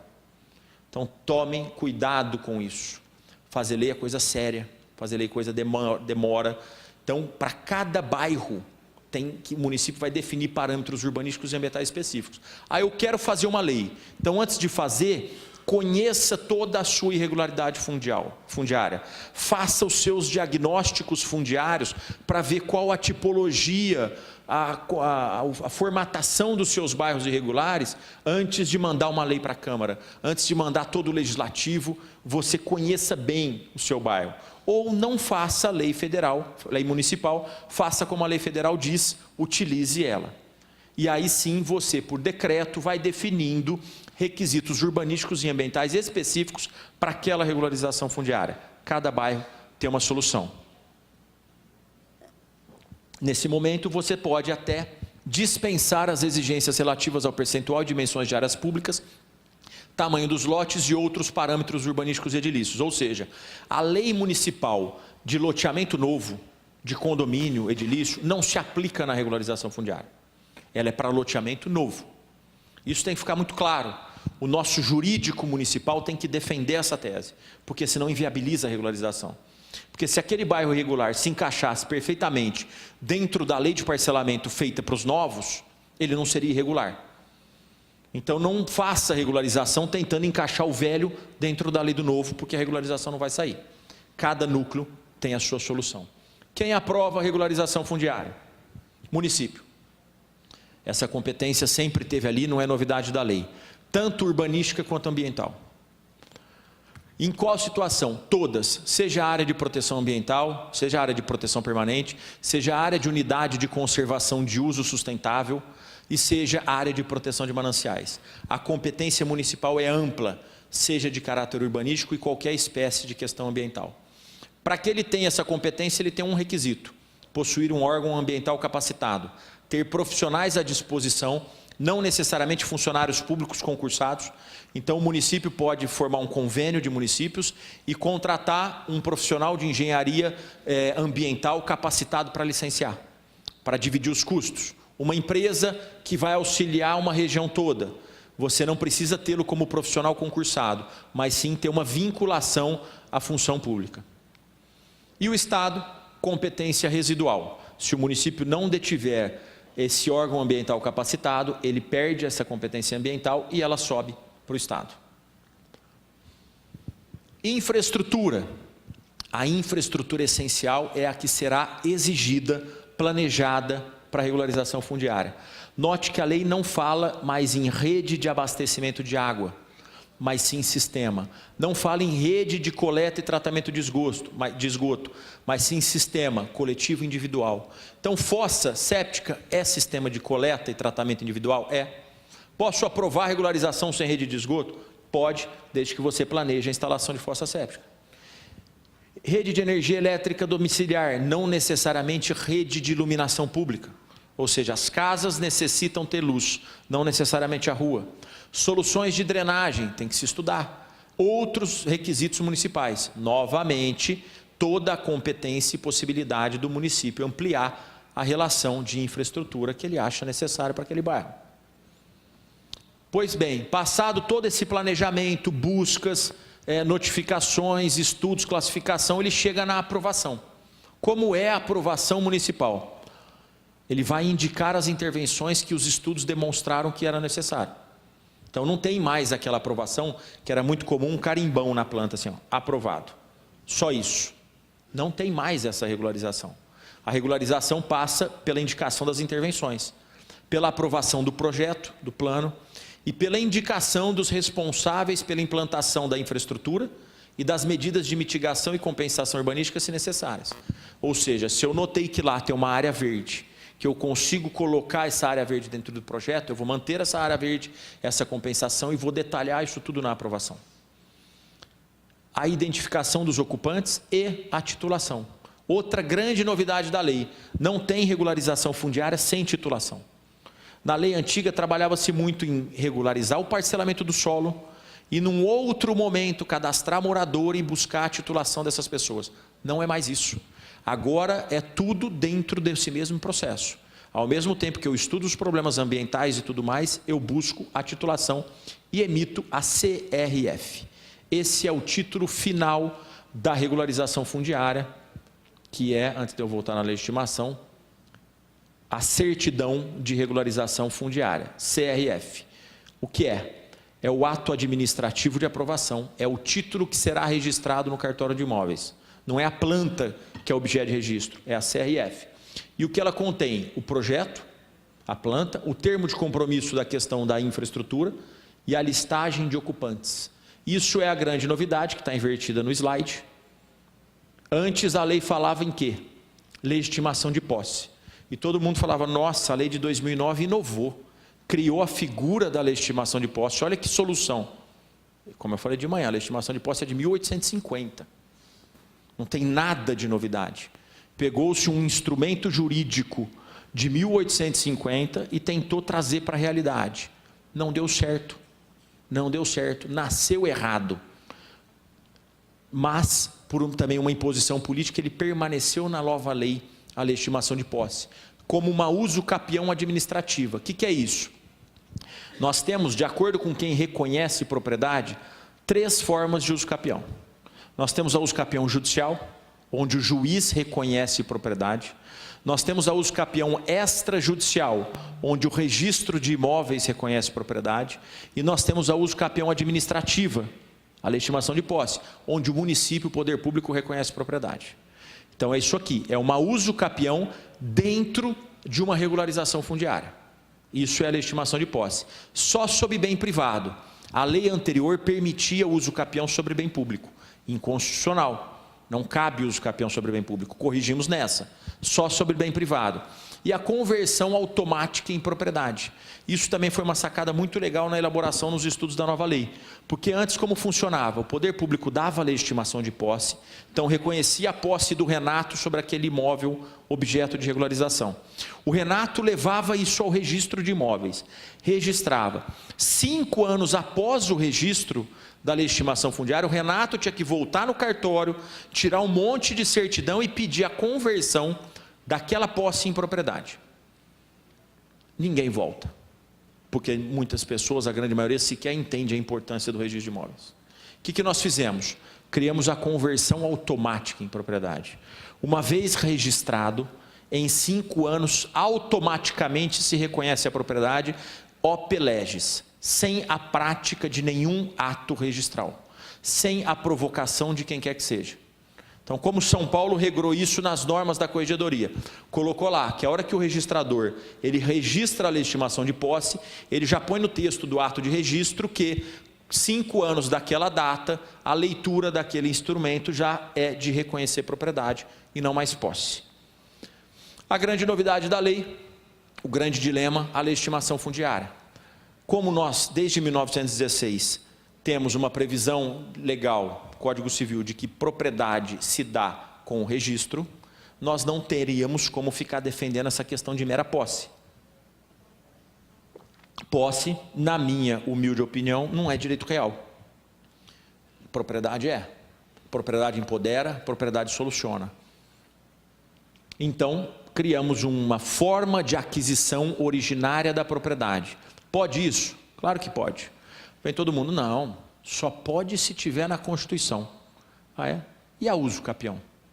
Todo mundo não conhece a usucapião e fala que ela é uma forma de aquisição originária da propriedade? Procura na Constituição e acha a usucapião extrajudicial. Perdão, a usucapião extraordinária. Procura na Constituição e acha a usucapião ordinária. Não existe. A usucapião, a única usucapião que está prevista constitucionalmente é a usucapião para fins residenciais, usucapião especial de lotes até 250 metros, 5 anos, única moradia. Então, todas as usucapiões reconhecidas pelo Judiciário do Brasil inteiro são inconstitucionais. Se o argumento é de que o legislador federal não pode criar formas de aquisição originária da propriedade. Então, criou-se sim uma forma originária. E por que uma forma originária? Porque a hora que o município encaminha a lista para o cartório, aquela matrícula do lote nasce livre e desimpedida. Ah, na matrícula tinha uma penhora, perdeu a garantia. Tinha uma hipoteca, tinha um bloqueio judicial, perderam as garantias. A regularização fundiária nasce matrícula limpa em nome daquele que o município apontou. Detalhe, isso não se anula administrativamente, como era a legitimação de posse. A legitimação de posse falava assim: você reconhece posse? Se você descobriu no meio dos 5 anos que a pessoa não tinha os requisitos, o município vai lá e cancela, pede para averbar o cancelamento. Isso não existe. Legitimação fundiária é propriedade. Uma vez registrada a matrícula em nome do cidadão, ele é dono de uma maneira livre, inclusive de imóvel que nasceu de origem pública, e ele pode vender, hipotecar, financiar, transferir. Então, é responsabilidade para o município, mas como eu disse, o gestor público tem que ter responsabilidade. Se ele tem medo de agir, muda de profissão. Então, ele não pode fazer qualquer cadastro social durante o seu processo de regularização. Ouvi dizer que o Renato é o proprietário, é o possuidor do lote tal. Não, vai lá e contesta isso, confirma isso. O cadastro social bem feito, entrevista o cidadão na casa. Não chama ele para dentro do prédio público, porque aí ele fala: não, eu sou o dono do lote 1 da quadra A. Aí você manda uma legitimação fundiária para o cartório, abre uma matrícula, ele vende esse imóvel no dia seguinte, lavra uma escritura, registra, porque ele tem essa autonomia, e aí chega o verdadeiro dono do lote 1 da quadra A. Quem vai pagar a conta? O município, que vai ser responsabilizado por ter cadastrado mal. Então, regularização fundiária, como nada na gestão pública, é brincadeira. É sério, é complexo, porém resolve. Meus últimos minutos. A certidão de regularização, já falamos dela. A fase registral, isso é legal. Como era a fase de registro de imóveis na lei antiga, na lei 11.977 e no capítulo 12 da lei 6.015 de 73. Ela começava assim: demarcação urbanística. Faz uma demarcação, encaminha para o cartório, fica lá 1, 2 anos entre notas devolutivas e consegue abrir uma matrícula. 2, projeto de regularização fundiária, depois passa pelo município, aprova, vai lá, volta e registra o projeto depois de 1, 2 anos, discutindo com o cartório, cumprindo nota devolutiva. 3, registro da legitimação de posse, cadastra todo mundo, vai lá, dá entrada no cartório, cumpre nota devolutiva, registra. 4, depois de 5 anos, vai lá e provoca a conversão da posse em propriedade. Isso era a fase registral na lei 11.977. 4 partes, se você somar os 5 anos, quase 10 anos para se terminar uma regularização fundiária nos termos da lei 11.977. O que nós fizemos? Juntamos tudo isso. Uma fase só, fase única, uma ida só no cartório, tudo junto. Planta de sobreposição está lá junto, projeto de regularização está lá junto, listagem dos possuidores, dos beneficiários da legitimação fundiária está lá, conversão automática da de posse está lá, para não ficar nesse ir e vir do cartório, porque a hora que você termina dali 10 anos a regularização nos termos da lei antiga, ninguém mais mora naquele bairro. Todo mundo já foi embora e você já perdeu todo o dinheiro público, virou descrente a regularização do teu município e o município não teve ganho nenhum. Só vai sobrar ação civil pública nas costas dele. Então, a fase é única no cartório. Você vai uma vez só. O procedimento é simplificado. Por quê? Porque toda a busca registral, em tese, ficou lá no município. O município pode delegar para o cartório, mas é regra que ele faça. Então, quando chegar no cartório, dentro da CRF, da Certidão de Regularização Fundiária, o município vai estar atestando: eu fiz a busca há 6 meses, identifiquei essas 10 matrículas e já notifiquei os 10 donos e assumo responsabilidade por isso. Ou seja, o cartório não vai refazer a busca, ele vai andar mais rápido. É um processo mais simplificado e mais seguro para o registrador de imóveis. Porque quem assume a responsabilidade por acertar ou errar a notificação é o município. Nota devolutiva limitada, porque lá no artigo 288A da lei 6.015, nós colocamos que a nota devolutiva, a qualificação registral, se pauta sobre a lei 13.465. Então, pela lei, não pode mais fazer uma qualificação registral com base na lei 6.015 inteira, com base em outras leis. A qualificação registral se dá sobre os requisitos registrais previstos na lei 13.465. Isenções ampliadas. Repito, eu não sou a favor da regularização gratuita e não sou a favor da isenção do registro de imóveis. Como eu disse, ninguém trabalha de graça. E o dono do cartório também não é obrigado a trabalhar de graça. A pessoa passou num concurso, tinha uma expectativa, seja altíssima ou seja pequena, é mérito da pessoa. Ele é um concursado, ele tem direito. Não sou a favor da gratuidade, mas infelizmente não tinha outra maneira de promover a regularização. O que nós conseguimos fazer? colocar na lei federal a possibilidade da criação de um fundo de compensação que precisa ser criado nos estados para receber dinheiro do governo federal e compensar a gratuidade dos registros de imóveis, como é feito do registro civil, da gratuidade do nascimento e do óbito. Eu acho que funciona assim. Por que foi ampliada? Porque o que era gratuito no registro de imóveis? Era o registro da regularização fundiária, o registro dos títulos de propriedade, dos direitos reais, e era a averbação das casas até 70 metros. Só que para você chegar nessa fase, você tinha que consumir muito com certidões. Então nós ampliamos em que sentido? As certidões são gratuitas na regularização fundiária de interesse social. Então o município ele não tem que fazer a busca registral, não tem que identificar proprietários, confrontantes, ele vai oficiar o cartório, falando, eu abri um processo administrativo de regularização, eu classifiquei esse bairro como de interesse social e eu solicito a expedição das seguintes matrículas. E essas matrículas não poderão ser cobradas, porque tem uma isenção em lei federal. Repito, não acho justo, mas ela já existia, uma isenção, ela apenas foi adequada, porque ninguém conseguia chegar na regularização, às vezes pelo custo da emissão das matrículas do início. Registro de contrato, está expresso que aquele contrato de gaveta ele pode entrar transferindo propriedade na regularização fundiária. Especialização de fração é aquilo que eu falei, de pegar as frações registradas no comum e colocar dentro de cada lote. Então aquele R13 é o lote 1, o R14 é o lote 2, isso também pode ser dentro da planta. Isso aqui nós criamos nos provimentos da Corregedoria do Estado de São Paulo e agora levamos para a lei federal. Dispensa retificação, está claro, não se retifica a matrícula de regularização, em regra abre nova, existindo antiga ou não existindo nada, aí respondendo a sua pergunta, se você fez a busca e não achou nada, vai comunicar ao cartório que não achou, o cartório não achando também abre uma matrícula nova, recebendo a descrição daquele bairro, e aí começa uma cadeia dominial nova, com um detalhe muito importante, com prazo. A lei anterior não trazia prazo para essa fase registral. Por isso que tem regularização que demora 2, 3, 4, 5 anos dentro de um cartório. Agora a lei traz. E ela traz 15 dias para qualificar, considerando que o procedimento é mais simplificado, porque grande parte da questão registral ficou na competência do município, 60 dias para concluir o registro, sendo prorrogável de maneira fundamentada por até 60 dias. Então, uma regularização fundiária que na lei antiga tinha 4 fases e falava assim até 10 anos, hoje em 120 dias ela tem que ser concluída. Finalizando, núcleos implantados antes de 19 de dezembro de 79. O que é 19 de dezembro de 79? É a data da entrada em vigor da lei do parcelamento do solo que nós falamos de manhã. Lembra que eu falei aqui de manhã que até 79, ou seja, 40 anos atrás, o nosso legislador nunca fez exigências urbanísticas ambientais para os bairros? Então, se ele nunca fez, os loteamentos que foram implantados naquela época não podem ser agora onerados e serem obrigados a adequar por questões, por surgimento de leis novas e tudo mais. Então, isso já existia na Lei 11.977, ele apenas foi mantido na nova e núcleos que foram implantados antes de 79, dispensa-se tudo isso que eu falei. Projeto de regularização, estudo técnico, CRF, quaisquer outras manifestações, aprovações, licenças, alvarás. Nós detalhamos tudo isso na lei de maneira redundante para evitar que chegasse lá no cartório, o cartório não, nesse caso, eu quero uma licença.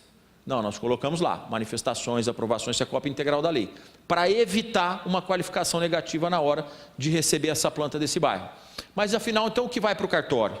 Se eu não mando projeto aprovado, se eu não mando estudo, se eu não mando CRF, eu não mando nada, o que eu vou registrar? Planta do parcelamento, e aí não é planta aprovada, é planta. Memoriais descritivos, porque o cartório precisa para descrever as suas matrículas, e aqui é a grande sacada. Certidão de implantação e integração à cidade.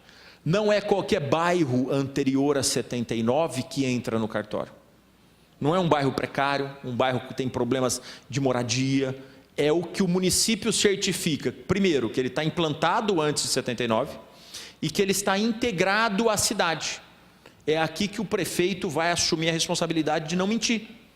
Não é um bairro que só tem barraco, que não tem atendimento com água, que não tem energia elétrica, que eu vou fazer nascer dentro do cartório, só pelo fato dele ter sido construído antes de 79. É o que está integrado, ou seja, que tem condições dignas de moradia e de habitabilidade. é essa certidão que salva do bairro ser péssimo. E o último slide, é esse mesmo.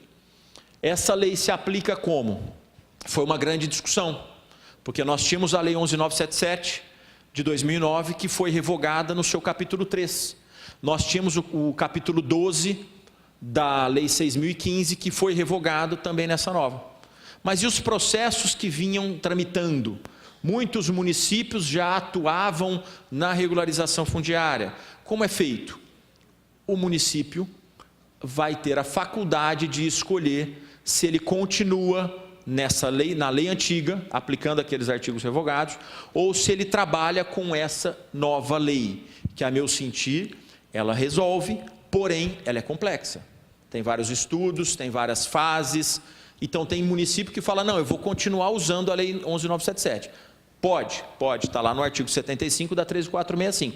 Mas pode para quais casos? Para aqueles que os processos administrativos foram iniciados antes da publicação dessa lei, 11 de julho de 2017.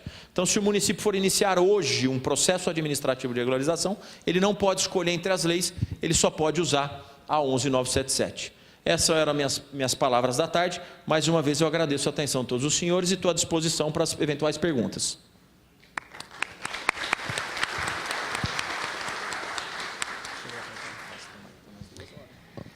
Eu agradeço a brilhante palestra do Dr. Renato Góes, e eu tenho certeza que nós temos muitas dúvidas práticas. Vamos tentar aproveitá-lo ao máximo nessa primeira etapa. Nós depois ainda teremos uma segunda etapa para fazer questionamentos e para novas apresentações, mas por hora nós vamos reunir alguns apontamentos. Eu queria aproveitar de início, Renato, para saber qual é a sua opinião em relação a uma preocupação que alguns municípios, acho que muitos municípios têm na interpretação dessa lei. A gente está observando que é uma disposição expressa do artigo 12 da Lei 13.465 de 2017, que o projeto de regularização fundiária urbana significa a aprovação ambiental da regularização, se o município tiver órgão ambiental capacitado. Aí o parágrafo 1º desse mesmo artigo, ele vem e diz que, aliás, se ele tiver órgão ambiental capacitado. O parágrafo 1º vem e diz que o órgão ambiental capacitado é aquele que tiver pelo menos um profissional com capacidade para elaborar algum dos estudos previstos no artigo anterior, que é o 11. Mesmo que esse órgão ambiental não tenha convênio com os municípios. E eu vou fazer essa pergunta para retratar uma realidade aqui do nosso estado. Tá. E aí, muitos municípios aqui do nosso estado, eles ainda não promoveram a integração do seu sistema de fiscalização ambiental de acordo com a legislação, com tudo aquilo que a legislação federal lhe permite. Ou seja, nós temos um órgão ambiental aqui, que é o IMASU, que ele acaba exercendo grande parte das competências que já poderiam ter sido assumidas pelos municípios. Como muitos municípios não têm esse órgão ambiental, aos poucos vêm sendo feitos convênios e transferindo essas competências, não necessariamente todas num momento só. Então, alguns municípios têm competência para licenciar até determinado nível de empreendimento e outros ainda não têm. Nós somos muitos e municípios muito pequenos. Então, a lei diz que se eu tiver um profissional capacitado num órgão, mesmo que ele nem tenha convênio com o Estado para assumir as responsabilidades de dar as licenças ambientais, esse órgão ambiental, que eu tenho lá um engenheiro, um profissional específico, ele pode emitir o parecer da regularização, desde que sejam necessários esses pareceres. Mas aí o artigo 11 da lei, que ele faz emissão, diz que eu não preciso de projeto ambiental e análise ambiental. Aliás, eu só preciso do projeto ambiental na minha REURB se essa área de imóveis estiver integrada ou contemplando uma APP ou uma área de conservação. Ou seja, teoricamente, se eu não estiver dentro de uma área de conservação ambiental ou de uma APP, eu não preciso ter o estudo ambiental. Se eu não preciso ter o estudo ambiental eu preciso, para aprovar o meu projeto, eu, município, lá no interior, ter um órgão ambiental para poder aprovar a minha REURB? Ou seja, eu não vou dar o parecer ambiental porque eu não tenho nascente, eu não tenho APP, não tenho área de conservação. Então, eu não tenho. A lei me dispensa de apresentar esse estudo. Ainda assim, eu preciso ter um órgão ambiental ou todo projeto de regularização ambiental eu vou ter que remeter para a estrutura nossa de Estado, se eu ainda não tenho órgão ambiental, para que ele analise, mesmo sabendo que não tem nascente, não tem APP. Ou uma simples certidão do meu departamento de engenharia, que é muito comum existir engenheiros, arquitetos, profissionais capacitados nos municípios, embora não haja um órgão ambiental específico. Ou uma simples certidão de que a área de regularização não está em APP, não está em área de conservação, não tem problemas ambientais identificados que demandem os projetos. A lei me dispensa disso aí. Se eu tiver uma certidão desse profissional de que o estudo é dispensado, eu, mesmo sem ter um órgão específico ambiental, posso aprovar minha regularização lá no meu município? Interessante a questão, mas vamos esclarecê-la. Bom, quando a lei dispensa, lá no artigo 12, a necessidade, ela não dispensa a necessidade de uma aprovação de caráter ambiental. Ela dispensa a necessidade da elaboração de um estudo técnico nos moldes do artigo 64 e 65 do Código Florestal. Então, para que a gente chegue a essa conclusão, se eu preciso ou não desse estudo, eu preciso ter esse órgão ambiental capacitado à minha disposição. Eu preciso ter um profissional que consiga identificar o que é uma nascente, o que é uma mata ciliar, o que é um leito do rio ou um canal de drenagem. Então, você precisa ter no corpo técnico do município um profissional capacitado. Qual é esse profissional? Quem determina isso? Os conselhos de classe, que regram a atividade da engenharia, da arquitetura e tudo mais. Então, se tem uma lei que fala que o arquiteto detém capacidade técnica para aprovar plantas ambientais ou assinar plantas ambientais, esse é um profissional capacitado. Se a lei da arquitetura não fala isso, mas a da engenharia civil fala que aquele engenheiro civil que tem uma pós-graduação em ambiental pode assinar plantas de projeto ambiental, esse é o profissional capacitado. Então, ele sempre vai existir na estrutura do município. E ele vai atestar, preciso aprofundar o estudo, preciso fazer o estudo técnico, não preciso porque eu não estou em área ambientalmente protegida. E ele vai olhar aquele bairro e vai atestar isso. Não é necessariamente, a lei não exige necessariamente um projeto ambiental. Ela exige um projeto de regularização fundiária, que eu chamo de plano. E dentro desse plano tem esses estudos das questões ambientais, que são relatórios, fotografias e tudo mais, que vai aprofundar ou não, chegando ao estudo técnico da lei 12.651. Consegui esclarecer, não? Perfeito. Nós temos alguns questionamentos, pessoal, fica à vontade, é só pedir o microfone, ou se achar que não precisa, leva adiante as indagações. Bom, boa tarde, eu sou o engenheiro Manison, eu sou da GEAB. A minha pergunta, parabéns primeiro pela explanação, esclareceu muitas dúvidas que nós estamos trabalhando com essa regularização no Estado. A minha dúvida, a minha pergunta é que a maioria dos municípios ou dos projetos, dos programas habitacionais que estamos trabalhando para regularizar, já contém matrículas, e muitas delas matrículas individuais. Você não mencionou em momento nenhum essa situação. Esperávamos que o decreto poderia resolver, dar essa solução ou esse encaminhamento, mas ainda não saiu. Tem alguma posição quanto a isso? Precisa cumprir toda a determinação da lei, se já existe uma matrícula individualizada, portanto, já existe um loteamento aprovado e registrado em cartório. Permanece com o microfone, acho que nós vamos dialogar um pouquinho. Tá, vai. Obrigado. Quando você fala que já tem uma matrícula, é porque alguém já registrou um loteamento no passado? Isso, o que acontece? Vou citar um exemplo bem característico. Aqui, o loteamento Caiobá, aqui em Campo Grande, ele foi construído há uns 15 anos ou mais, ele já é consolidado, foi construído pelo Estado, e ele tem matrículas individualizadas em nome da GEAB, e, portanto, então, foi aprovado esse projeto em cartório. Vai ter que repassar novamente todo esse passo a passo? Seria eu falei um pouco disso na hora que eu defino o que é núcleo urbano informal consolidado. A hora que eu falo do núcleo urbano informal, que eu falo que tem o clandestino, que nunca passou pelo poder público, tem o irregular que passou, mas não cumpriu, e tem o sem titulação. Seria mais ou menos essa questão da titulação. Só que mesmo nesse, eu lembro, acho que até respondi uma pergunta da Maria do Carmo num evento que teve em São Paulo, da Associação Brasileira da Coab. Mesmo nesse, a lei ela não afasta a necessidade de fazer o estudo. Todavia, esse estudo ele é simplificado.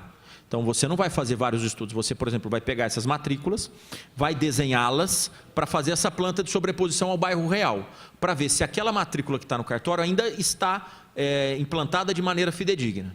Estando, ou seja, eu não preciso mudar a conformação do bairro ou o conteúdo de uma retificação, é uma simplificação, é uma CRF mais simplificada, atestando isso, olha, eu fiz a comparação, está sobreposto, está perfeito, está aqui a planta, eu só estou entrando com a REURB, com a CRF, para titular os moradores. Não, então é exatamente esse caminho que nós tomamos aqui na GEAB e só estamos confirmando mesmo. O decreto tem, pelo menos na minuta até onde eu vi, tem um esclarecimento nesse sentido, dessa CRF simplificada aí para essa situação. Tá, vou aproveitar o microfone e fazer uma última pergunta. Modelo de CRF, você tem conhecimento? Eu vi alguns, mas não recomendo, né? E aí, fazendo publicidade, eu lanço agora no mês que vem um livro, Comentários à Lei 13465, da parte urbana, e vou trazer todos os modelos, na minha visão, que atende à necessidade dos municípios. Bom, eu vou fazer minha propaganda também. Eu também escrevi uma cartilha, devo estar publicando, devemos, né, a GEAB, escrever em conjunto, publicando por esses dias, mas eu estou esperando alguns detalhes para afirmar exatamente esses modelos que a gente está necessitando. Obrigado. Doutor Renato, parabéns pela explanação. Engenheiro Valdeci, da Prefeitura Municipal de Campo Grande, já estivemos juntos no outro seminário seu. A situação nossa é próxima do que o colega da GEAB retratou. É o seguinte, nós temos um loteamento não idêntico dele que necessita do título. Esse loteamento do ano de 68, ele foi titulado, foi registrado em 68, abriu matrículas individualizadas e comercializado.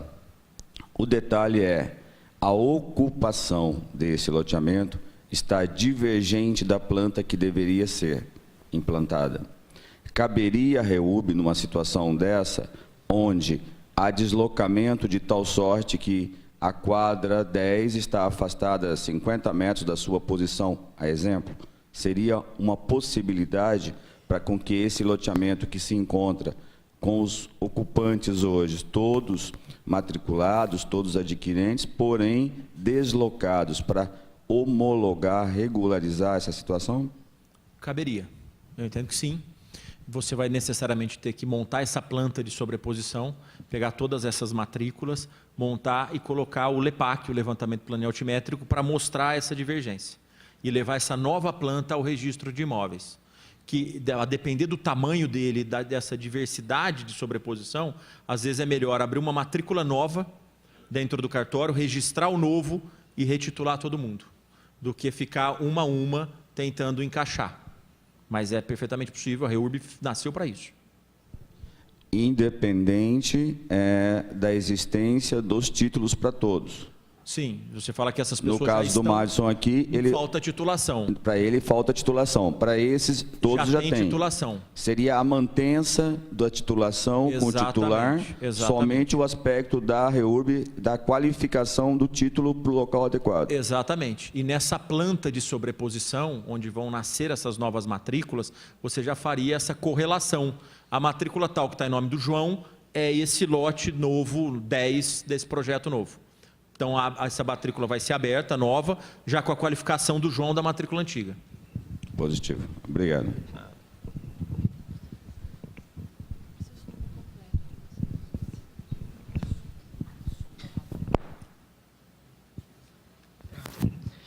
Boa tarde, doutor Renato. Rafael, advogado e consultor. Doutor Renato, parabenizando pela retocável palestra, eu gostaria de chamar a atenção para duas situações do Estado, dois municípios distintos, um do qual ele foi assentado por meio de reforma agrária, tá? Então, todos os lotes, salvo raras exceções, são tituladas em nome do poder público. O município é detentor da propriedade. Alguns têm título ainda do INCRA, mas há mais de 20 anos. E outro, em especial, ele era um distrito de Dourados, depois ele passou a ser distrito de Carapó, e, por fim, hoje se tornou, na década de 70, município. E as matrículas também são titularizadas em nome do poder público. O artigo 24, artigo 23... 25, parágrafo 2º, diz que a legitimação de posse não se aplica aos imóveis urbanos situados em área de titularidade do poder público.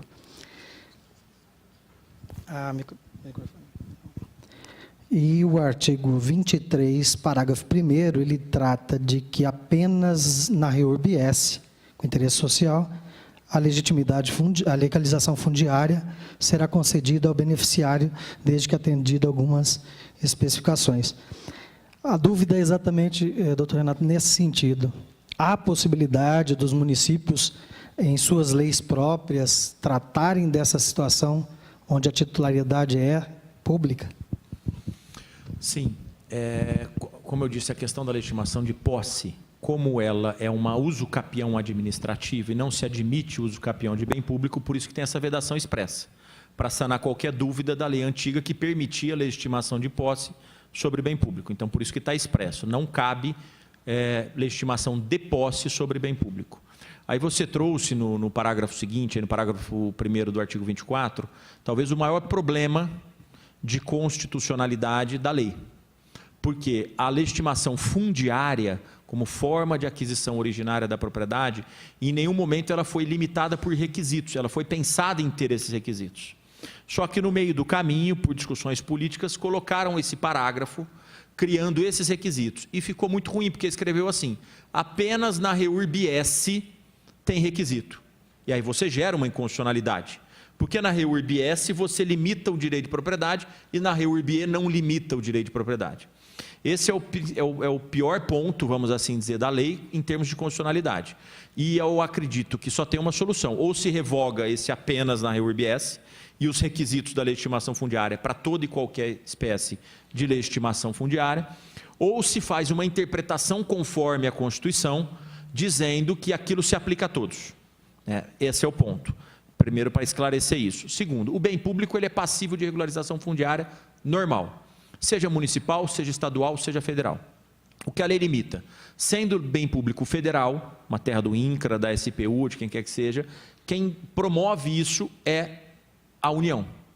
Então, a União provoca essa regularização fundiária. Porque o município não pode pegar uma terra do ente irmão maior, a União, e sair dando uma legitimação fundiária transferindo a propriedade. Então, é possível, se for um imóvel do INCRA, desde que o INCRA promova essa regularização perante o município. Regularização urbana, ainda que a terra seja da União do Estado, quem aprova é o município. Sempre. Nessa situação que o bem é municipal, sendo de interesse social, vai se seguir esses requisitos para dar a legitimação fundiária. Não ter outro imóvel no nome, não ter sido beneficiado com regularização em outro momento, legitimação de posse e tudo mais. Aí vem aquela situação injusta. Poxa, mas a pessoa tem um outro imóvel. Ela vai perder a casa no assentamento? Aí eu acho a necessidade de ter uma lei municipal regrando a venda do segundo imóvel. Ou seja, a lei federal disse, para quem não tem nenhum, ganha por legitimação fundiária. Para quem tem dois, o poder público municipal faz uma lei e vende, aliena esse imóvel, então, para o beneficiário da regularização fundiária. Pode falar. No caso da REURB-E, interesse específico.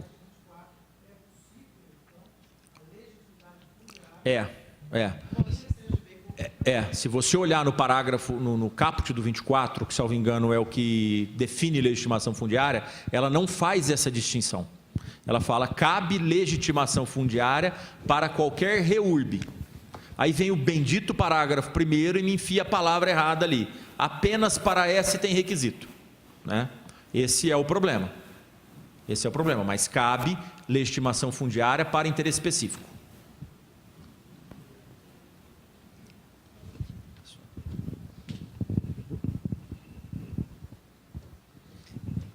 Tem uma senhora lá no fundo. Jaibes, advogado. Pode existir o REURB-S e o E na mesma no mesmo bairro, na mesma área, para efeitos de regularização? Porque a classificação parece que seria por área e não individual. Isso, eu entendo. Mas estão assim, entremeados. Tem residência, comércios, beneficiários de programas sociais. Eu entendo que não. A classificação entre S e E é do bairro. Então, o que predominar no bairro será a classificação. Então, se nesse local tem 10 imóveis, sendo 8 residências e 2 comércios, os 2 comércios vão lucrar com a classificação de REURB S.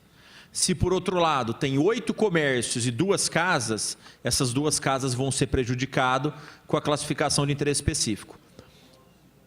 Isso, exatamente, 50% mais 1, predomínio de social ou não. Isso na lei. O decreto permite, pelo menos a última versão que eu tive, permite a classificação lote a lote. Eu acho que isso é ilegal e só vai gerar problema. Tem uma senhora lá no fundo. Pediu antes.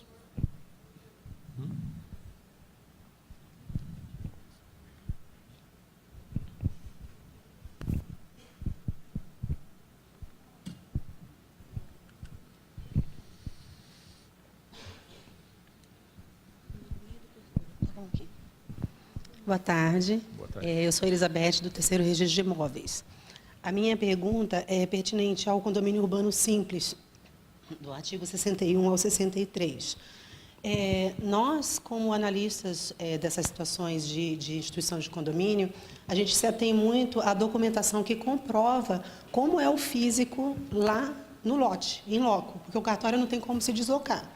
Então, a primeira dúvida é em relação a como que nós vamos enquadrar, por exemplo, um condomínio simples na REURB S, sem um habite, sem um memorial descritivo, sem uma planta. A prefeitura vai expedir um documento enquadrando essa situação? Sim, legal. Eu deixei de falar pelo pouco tempo essa questão de todos esses outros institutos urbanísticos. Quando nós pensamos no direito de laje, nós pensamos inicialmente apenas no direito de laje para fins de regularização desses andares das favelas. Num dado momento, nós notamos que o direito de laje era uma ferramenta muito interessante, não só para o velho, como para o novo. A possibilidade de criar unidades autônomas, desvinculadas de qualquer espécie de condomínio, para cima ou para baixo. Então, eu vou dar um exemplo de um município, na região do Vale do Ribeira, que ele é cercado de um lado por rio e de outro por morro. Não tem como a cidade expandir mais. Ou ele pula o rio, ou ele sobe o morro e desmata. Então, o direito de laje é uma ferramenta para novas adequações urbanísticas que permite crescer sem criar um condomínio edilício, porque o condomínio edilício é muito difícil de regrar.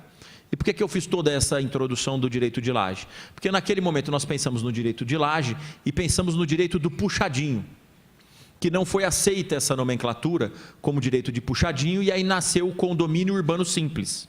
O que é o condomínio urbano simples? É a possibilidade de se fazer um condomínio edilício simplificado dentro de um único lote. Hoje, se nós pegarmos a Lei 4591, que é a Lei de Condomínio Edilício, lá de 1964, é essencial que, ainda que seja um único lote, para que eu faça um condomínio edilício ali, eu tenha que ter instituição de condomínio, convenção de condomínio, síndico e todos os regramentos. Isso inviabilizava. Então, tem aquela situação, principalmente na regularização fundiária, que o pai fez a casa para o filho, que casou, no fundo. Num dado momento, o filho arranjou um emprego em outro estado e foi embora. Venderam aquela casa. Quanto era pai e filho, fácil de regrar a situação. Da hora que vendeu por um terceiro, difícil de regrar a situação. Faltava uma figura jurídica para regar isso. Assim nasceu o condomínio urbano simples, para regrar essa situação. Que dispensa planta, dispensa habite-se, sob a responsabilidade do município. O município, a hora que ele certifica a existência do condomínio urbano simples, ele isenta de responsabilidade o registro de imóveis na regularização fundiária, de fazer toda essa análise documental, até porque ela não existe. Não vamos instituir, não vamos ter a convenção, não vamos ter a planta baixa dos imóveis, mas apenas a indicação, salvo engano, a lei fala em mera notícia da metragem quadrada das unidades. Então, na planta da REURB, o município vai falar, olha, nesse lote 5 tem um condomínio urbano simples, tem 2 construções, uma com 5 metros, outra com 15 metros quadrados, uma é do João, outra é do Pedro, instituído o condomínio simples.